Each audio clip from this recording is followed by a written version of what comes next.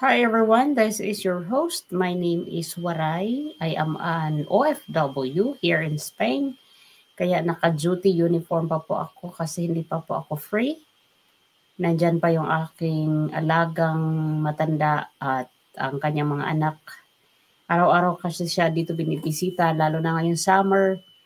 Mas late na umuuwi yung mga anak. Unlike winter, kapag nakita nilang sobrang madilim na sa labas, umuuwi na sila kasi alam nilang magpapahinga na yung mama nila. Pero ngayong summer, medyo kabaliktaran. Ang pag-uusapan po natin ay yung mga nag-rally ang INC noong January 13. So ibinabalik-balik ito ngayon. I don't know what is their purpose, bakit binabalik nila at binabatikos nila si Kong Marcoleta dahil sa bagong pahayag ni Kong Marcoleta. At kung hindi ito legit, mag-react po kayo ha. I-share ko lang sa screen para maano natin, ma-justify kung sa kanya ba ito o galing lang sa mga trolls. Pero kasi nandyan yung pangalan niya, kaya for sure, baka sa kanya naman ito. Okay? So, ang nakasulat dito sa quote card ay dapat ang unang imbestigahan kapag may krimen na nangyayari ay mga fraternities tulad ng Tau Gamma, Alpha Kappa, hindi ko alam basahin itong mga fraternity, no? Dahil sila ang pinakamalaking gang at pinakamadaming miyembro sa iba't ibang lugar dito sa Pilipinas. Hindi na mauubos ang krimen kung hindi natin sisimulan sa perwisyo ng bayan. So, ang nakasulat dyan ay si Senator Marcoleta sa quote card na yan.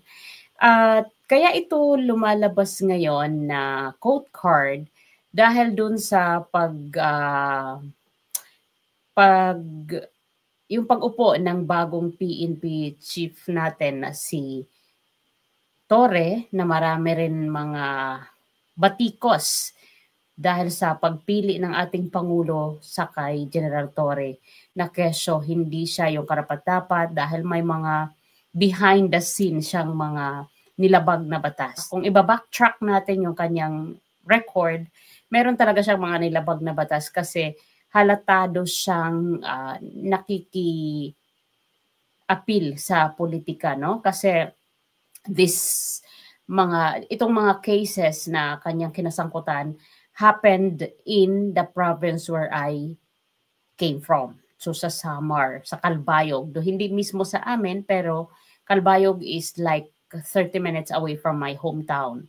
So alam ko yung mga nangyari, mga reklamo ng mga tao noon.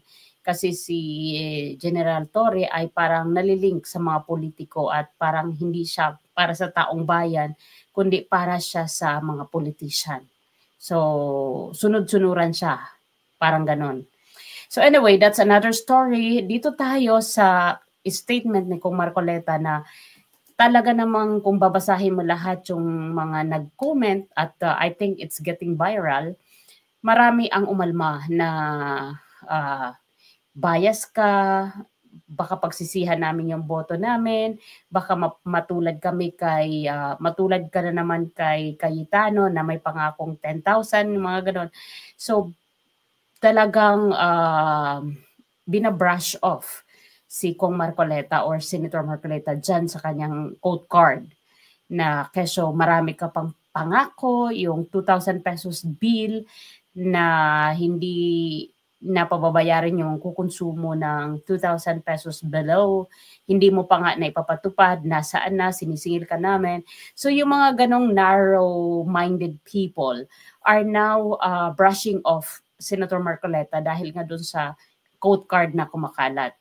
First of all, if we are going to go back to the platform of Senator Marcoleta during the campaign, hindi naman yan sinabi na pagkaupo ko, libre na agad kayo ng kuryente. Hindi naman ganun ang konteksto. Ito talagang mga tao na to, hindi nila iniisip kung gaano o paano ipapatupad itong isinusulong ni Senator Marcoleta na free bill sa mga nagkukonsume ng 2,000 below.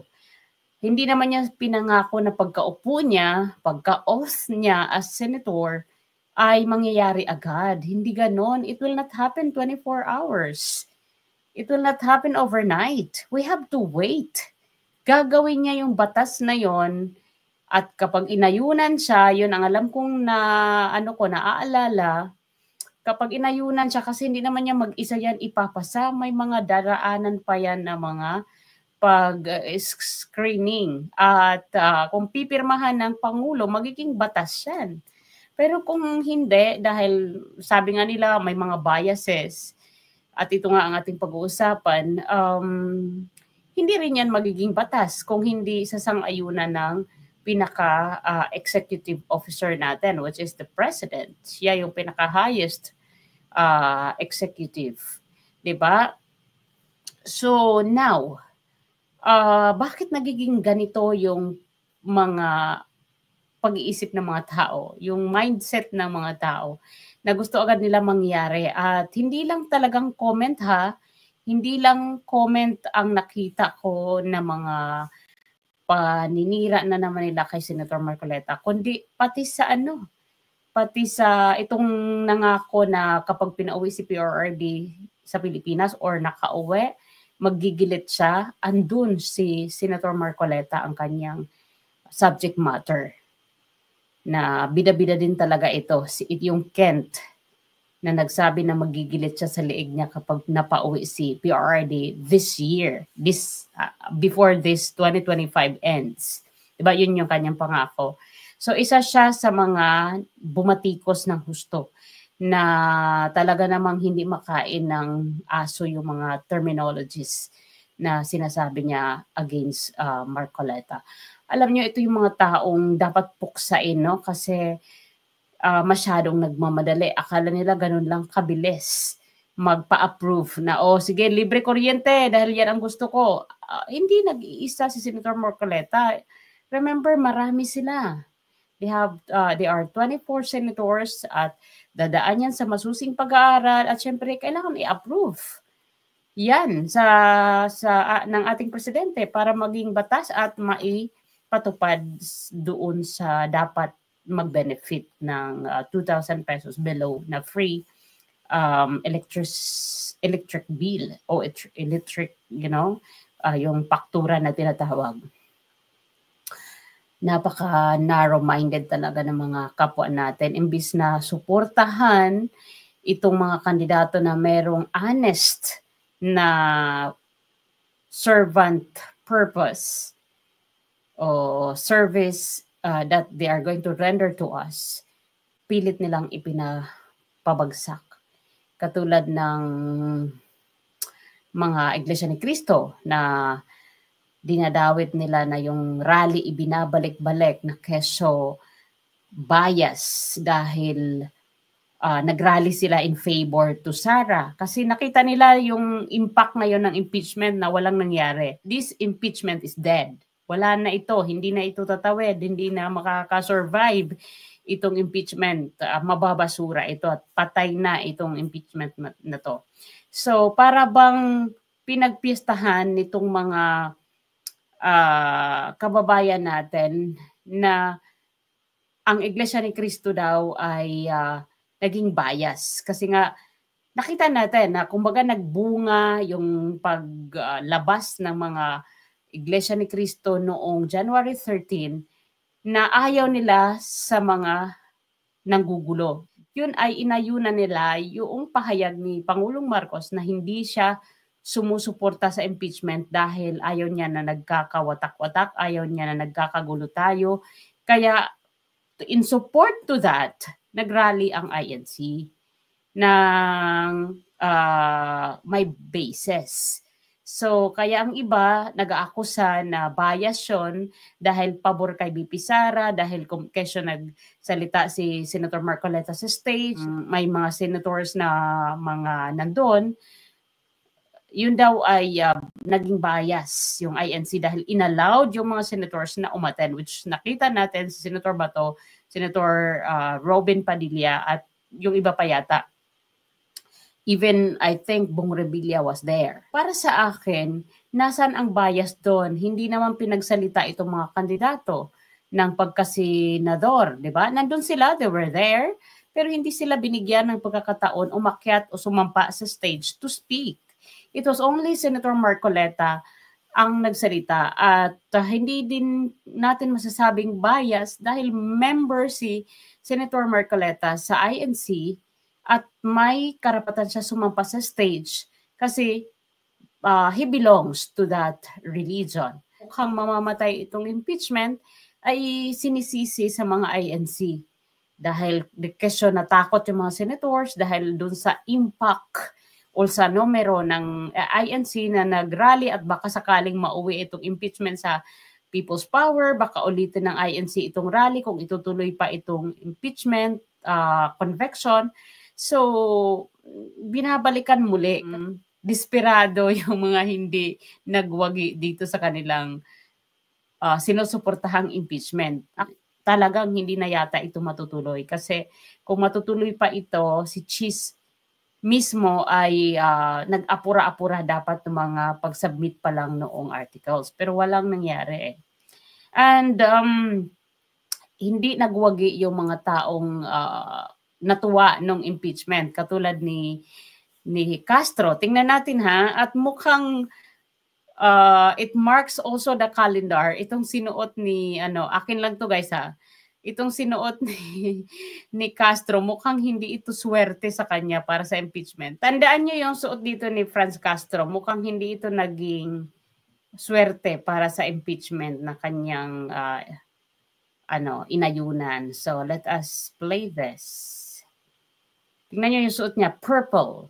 Ito yung time na tuwang-tuwa siya dahil finally nakuha nila yung more than dun pa sa hinihiling nilang numero, di ba? Kasi 245 yung nag-signature. Actually, kailangan lang sana nila ng 100 mahigit, pero 245. Kaya ganito lang ang face lock ni Castro. So, let us watch this. What do you think will happen? Impeachment mo yun? Ma'am, paano mo nalaman na merong caucus kung hindi po kayo invited? Nadinig-dinig lang namin. So, puntahan ko muna. Paano niyo po nasabi na impeachment at pirmahan? May nagsabing official. Sige, ma'am. Ulit-ulit mahanap lang. So, yun. Nakita natin na tuwang-tuwa si kumikindat-kindat pa si Franz Castro dahil nga na alam niya na impeach na si BP Sara dahil andun sila isa sila sa mga pumirma at syempre 150 million yon. Hindi lang ako ang nagsasabi dito ngayon kundi meron mismo mga umami na mga kongresista natin na binayaran talaga sila. Let's go naman dun sa kanyang reaction ngayon na the same purple pa rin ang kanyang suot na medyo mangyak-nyak kasi yung kanyang sinuot noon na purple mukhang happy result. Pero itong purple niya ngayon na inulit niyang suot, ito rin yung suot niya noong na-approve yung kanilang impeachment, ay mukhang naging mailap sa kanyang gustong mangyari. So in short, hindi naging maswerte. SP, gumaganti ka sa House of Representatives dahil ni-last day din namin yung pag-present or pagdadala ng impeachment articles noong February 5. No? Ito. Ayan, same suot. Yan, nakita nyo, halos hindi ma-drawing sa kalungkutan ang kanyang mukha dahil hindi nag-success. Ito yung ambush interview kanina nung marinig niya na hindi na nga talaga yata mag-proceed o tatawid sa 20th ang impeachment. Hindi nakakatuwa itong nangyayari kasi unang-una, nilustay na nila yung pera ng bayan, yung pinipirmahan o nagpapirma na sila na 245 paid. Paid yun paid kasi may mga nag-amen o umamin ng mga senators o ng mga congressman na pinirmahan nila yon dahil sa budget na iniipit na kunyari budget pero yung ayuda na AKAP, tupad, AX, lahat-lahat na. So ngayon, balik tayo dito sa ating pag-uusapan dahil ito nga ay dahil sa nangyari na parang ramdam na nila na hindi na makukonvict si BP Sara. So may paninisi ang mga iba nating mga nasa social media, lalo na yung mga pumapabor sa impeachment at sinisisi nila muli yung Iglesia ni Cristo na kesyo ayan, nagwagi na ang Iglesia ni Cristo dahil hindi na ayunan o hindi na mangyayari yung impeachment. So may mga ganun agad na accusation. In fact, siguro kaya lang nadadamay itong ang INC group ng mga ganong pananalita ng mga pro-impeachment dahil nga nandyan si Senator Marcoleta. So laging nahihila yung pangalan ng Iglesia na bias kasi 'di ba nagsalita si Senator Marcoleta sa Hague na hindi kayo mananalo laban sa ating Vice President. Yung impeachment na yan, wala na yan. Hindi yan, may mga ganong statement that is not the exact dialogue of Senator Marcoleta, pero ganon ang kanyang pinaninindigan na hindi kayo mananaig laban sa Vice President. Hindi yan mangyayari at hindi ko papayagan something like that na yung impeachment na yan ay magtuloy-tuloy. So ngayon, kaya nahihila yung pangalan ng INC dahil doon sa mga strong statement ni Senator Marcoleta. Pero kasi may point din kasi yung mga ibang mga senators natin na hindi sumusuporta sa impeachment kasi masasayang yung pera talaga ng taong bayan. Pagpipiestahan yung Vice President tapos matutulan na kay yung na-impeach na previously na hindi naman pala impeachable ang kanyang ang mga articles na ibinato sa kanya. Kaya nga kung ibabalik, kung buhay lang sana si Senator Miriam Santiago, isa yan sa mga ayaw ng impeachment. Why? Kasi kumakain ng maraming pera dahil nga doon sa mga robe nila, sa mga pagkain araw, yung sa mga hearing, di ba? Yung lahat ng atin kasi doon, hahainan mo yan, babudgetan mo yan ng lunch. Baka nga breakfast pa o snack pa, di ba? So another budget na ilulustayin lang ng wala siyang, kawawa yung ating mga kababayan na imbis na sa kanila mapunta at mabawasan yung presyo ng mga bilihin, ay dito nilulustay sa political agenda. So, marami naman paraan para mapanagot si VP Sara. Pwede nilang kasuhan, hindi naman wala yata immunity ang Vice President. Hindi ako sure, hindi pa ako nag-research. Pero pagkakaalam ko, pwede siyang kasuhan. Bakit hindi na lang nila kasuhan sa proper forum para talagang managot kung dapat managot? Kung may immunity, so 3 years is not too far for her to answer the allegations. Diba meron nga nagsampa sa kanya sa NBI, sila Santiago, dun sa kanyang kaso na di umano ay sedition, diba? So yun po, hindi ito pabor, hindi ito priority dahil marami pang dapat i-prioritize. Hindi tayo dito nagsasabi dahil we are supporting the Duterte's leadership, pero kung iisipin mo ng mga mababaw yung articles na isinubmit, tapos mali pa yung timing, so para naumpisahan ninyo na hindi naman magpo-proceed. Makikiambang tayo dito sa pagsasalita kasi kailangan dahil mamamayang Filipino tayo, nagbabayad tayo ng tax at nagre-remit tayo ng pera sa Pilipinas for the economy of our country. So ito lamang po muna, hanggang dito lang. Maraming salamat. Kailangan ko na magpahinga kasi mag-11 na at naka-uniform pa ako. Kailangan ko na magbihis. So maraming thank you sa inyong lahat. Sana ay hindi kayo magsawa sumuporta dito sa ating maliit na channel. Dahil ito lang din ang libangan namin, ang magdadala sa camera para maiwasan yung aming homesickness. So ako po ay nasa aking maliit na library. Ayan po.